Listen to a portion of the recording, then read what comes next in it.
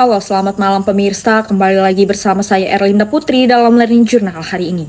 Pada kesempatan kali ini saya akan menyampaikan rangkaian kegiatan investigasi yang telah kami lakukan bersama tim di wilayah Keramat Watu terkait persoalan truk besar yang kerap melintas di luar jam operasional dan menimbulkan keresahan masyarakat.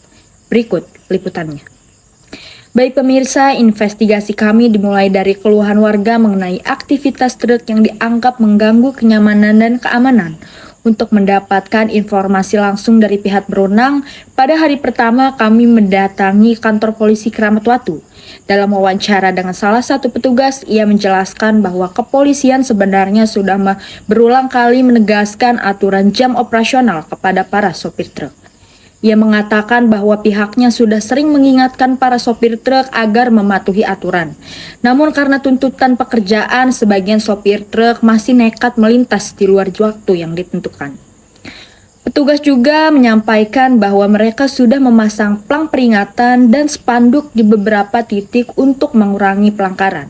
Meski begitu, tetap ada sopir truk yang melanggar meskipun jumlahnya sudah menurun dibanding sebelumnya. Penurunan ini terjadi setelah masyarakat setempat melakukan aksi protes dan membentuk aliansi bernama Keramat Watu Melawan. Menurut warga, sebelum aksi demonstrasi dilakukan, jumlah truk yang melanggar jauh lebih banyak. Namun setelah protes berlangsung, pelanggaran memang belum hilang sepenuhnya, namun kondisinya lebih terkendali dibanding sebelumnya. Pada hari pertama juga kami melakukan pengambilan footage sebagai bahan dokumentasi untuk keperluan video investigasi. Untuk memaksimalkan hasil visual, tim kami dibagi ke beberapa titik yang ada di wilayah Keramat Watu. Ada yang bertugas merekam arus kendaraan, kondisi jalan, serta beberapa lokasi yang sering menjadi sumber keluhan masyarakat. Pembagian ini dilakukan agar dokumentasi yang kami lakukan dapat lebih lengkap dan mampu menggambarkan situasi di lapangan secara menyeluruh. Baik pemirsa, memasuki hari kedua, fokus kami beralih pada pengumpulan keterangan dari warga yang terdampak langsung. Untuk mendapatkan pandangan yang lebih luas, kami menargetkan beberapa kelompok narasumber, yaitu warga yang tinggal di sekitar jalur truk, mahasiswa yang sering melintasi wilayah tersebut, serta penjual dan pelaku usaha yang berada di sepanjang jalan Keramat Watu. Warga yang kami wawancarai mengaku bahwa dampak aktivitas truk sangat terasa dalam kehidupan sehari-hari. Mereka menyampaikan bahwa tabrakan kecil kerap terjadi, terutama saat truk melintas di jam-jam ramai. Selain itu, debu dari kendaraan besar membuat lingkungan menjadi kotor dan mengganggu kesehatan. Seorang warga bahkan mengatakan bahwa saat truk melintas dalam jumlah banyak, debunya langsung masuk ke rumah dan jalan menjadi cepat rusak. Dari kelompok mahasiswa, mereka mengeluhkan kondisi jalan yang berdebu, berlubang, dan cenderung rusak sehingga tidak aman bagi para pengendara motor. Beberapa mahasiswa juga bercerita bahwa mereka pernah hampir terserempet truk karena jalan yang terlalu dekat di jalur yang sempit.